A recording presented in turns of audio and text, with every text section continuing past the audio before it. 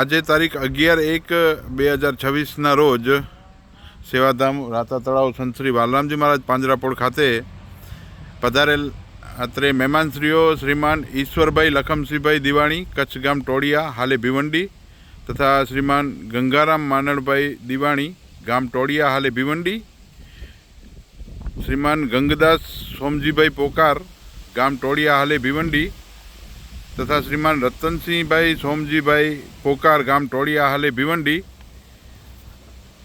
અને શ્રીમાન ભીમજીભાઈ લાલજીભાઈ દિવાણી ગામ ટોળિયા હાલે નાસિક તથા શ્રીમાન નારાયણભાઈ જેઠાભાઈ જબુવાણી ગામ કાદિયા મોટા અને હાલે ઉદયપુર રાજસ્થાન સાથે અમારા કોટલાના બાબુભાઈ વેલાણી એ પણ સાથે આવ્યા છે અને સેવાધામ રાતા તળાવ જ્યાં ગૌ માતાનું નિવાસસ્થાન છે એવી આખી પાંજરાપોળની મુલાકાત લીધી અને હાલે ગૌ માતા માટે અહીંયા લીલો ચારો જમણવાર તૈયાર છે દાતાશ્રીઓના સહયોગથી.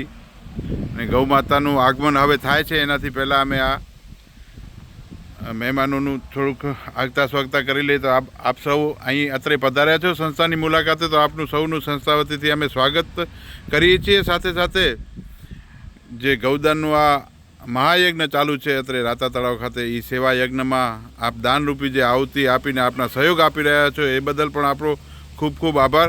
હવે હું બાપભાઈને વિનંતી કરું, બાપભાઈ ગૌદાન અને ગૌ મહાત્મ્ય વિશે થોડુંક જણાવો.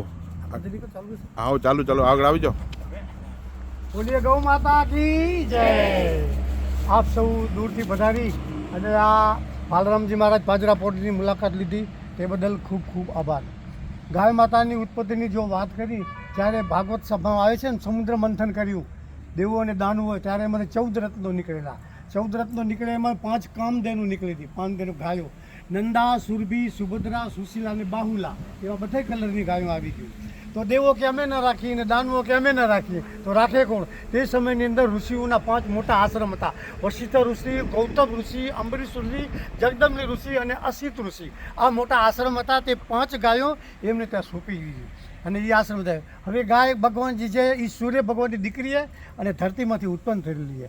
ગાયની જે કુંજ દેખાય એ કુંજમાં સૂર્યનાડીનો વાસ છે, એટલે જે સૂરજનો પ્રકાશ પડતો હોય ને એ કુંજ નાડી ઉપર પડે એટલે એમાં 2 પગની ગણતરી નીચે જે દૂધ આવે, એટલે એનું દૂધ એકદમ પવિત્ર. કારણ કે ગાયનું આપે સૂર્ય એટલે કે સુવર્ણ, સુવર્ણ એટલે કે સોનું, સોનાનો કલર કેવો હોય?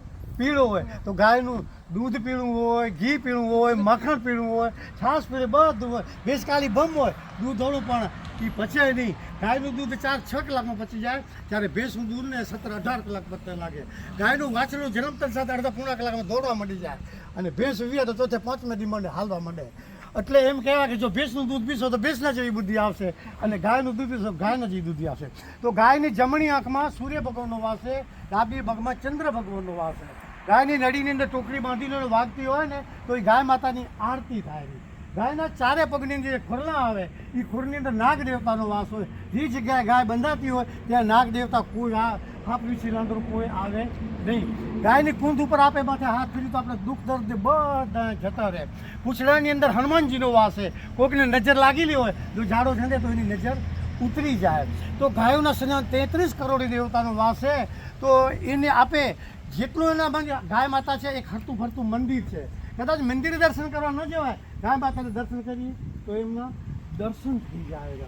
પછી ગાય માતા જ્યારે વાછરડાનો જન્મ આપતી હોય અને તેમાં પહેલાં જ પેટની ગાય હોય, પહેલાં જ પેટની વિયાતી હોય અને એનું જે ખીરું નીકળે એ ખીરું જો જે સ્ત્રીને બાળક ન થતું હોય એ દૂધ પાવાથી બાળક થાય. ગાય વાછરડાનો જન્મ આપે ત્યારે એનું આગળનું મુખ અને પાછળનું મુખ એટલે 2 મુખી કહેવાય. વાછરડાનું મુખ બીજું એટલે 2 મુખી કહેવાય. હવે એ 2 મુખી ગાય જ્યારે જન્મ આપતી હોય ત્યારે એ ગાયની પરિક્રમા કરવાથી આપણે પૃથ્વી પર રચનાનું પુણ્ય મળે. પણ એ સંજોગો અને એ વસત બધું થયું. ગાય માતા ઊભી હોય એના 2-4 પગ નીચે માણસ જો નીકળી જાય, 4 પગ નીચે માણસ ભય મુક્ત બની જાય અને એને ભય બિલકુલ લાગે નહીં. તમારા જીવનની અંદર કાંઈ દુઃખ તકલીફ હોય અને સારું કામ મુજાઈ ગયેલું હોય તો ગાયના કાન કહેવાથી એનું નિવારણ થઈ જાય. આપણી હાથની આ ભાગ્યરેખા ઉડી, એ ભાગ્યરેખા કદાચ સૂતેલી હોય, એ ભાગ્યરેખાને જાગૃત કરેલી હોય તો હાથની અંદર ગોળ લઈ અને ગાયને આમ ખવડાવવાનો. ગાય ખાઈ જાય પછી આપણી આ હાથેથી ચાટે એટલે આપણી ભાગ્યરેખા એ જાગૃત થઈ જાય. તો ગાય માતામાં અનેક ગુણ હોય કેટલા બધા ગુણો હોય કે એની કોઈ સીમા નથી. તો એક ગાય માતાને આપણે ભોગ ચરો ધરાવીએ તો એના શરીરમાં 33 કરોડ દેવતાનો વાસ છે.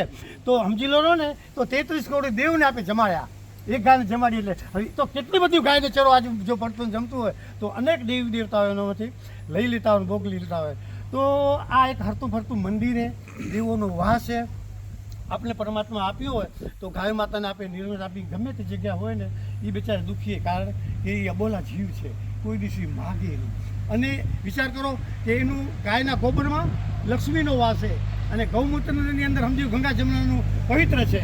હવે વિચાર કરો મંગલ કાર્ય કરવો હોય તો એ ગોબર બાવી બેનું પવિત્ર કરે ને કે ગાયના ગોબરના વાલા આંગણા લીપાવો, તો એટલું બધું એ પવિત્ર ગૌમૂત્ર.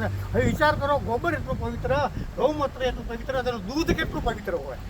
તો દૂધ આજ કલિયુગમાં કહે ને અમૃત ક્યાંય નથી. અમૃત દેશી ગાયનું દૂધ પીવો એ અમૃત સમાન છે, ખૂંટવાળી ગાયનું, બરોબર છે. તો એમ કહેવાય ને ગાયનું ઘી છે પીળું સોનું, મલાઈ ઘી છે ચાંદી, ડાલડા ઘી ખાઈને દુનિયા થઈ માંદી. ગાયના ઘી રસોઈ રાંધો, મજબૂત બને બાંધો, તલના તેલની માલિશ કરો તો દુખે નહીં એક હાંધો. આટલા બધા એના ગાયના ગુણમાં દૂધ છે. દુર્ભાગ્યની વાત છે કે પાટીદારો દીકરા ખેડૂત પણ ગાયો પાલતા નથી. આપણે આંગણે પહેલાં રબારી બીજી જ્ઞાતિના દૂધ લેવા છાય લેવા આવતા, હવે આપે એમની પાસે દૂધ લેવા જઈએ. જનરેશન બદલી ગયું, વયાની પેટલી બધી ગઈ ને કે તૈયાર બધું જોવેલું. તો આજના દિવસે આપ સૌ અહીંયા ઊભા રહ્યા, આવ્યા અને બહુ આનંદ કરાયો. અમે પણ ખુશી વ્યક્ત કરી રહ્યા, કચ્છમાં થાય તમારા જેવા મહેમાન આવતો તેની સાથે આવીને ફરી જઈએ. બોલીએ ગૌ માતા કી જય. હરિઓમ હરિઓમ, શાંતિ શાંતિ શાંતિ.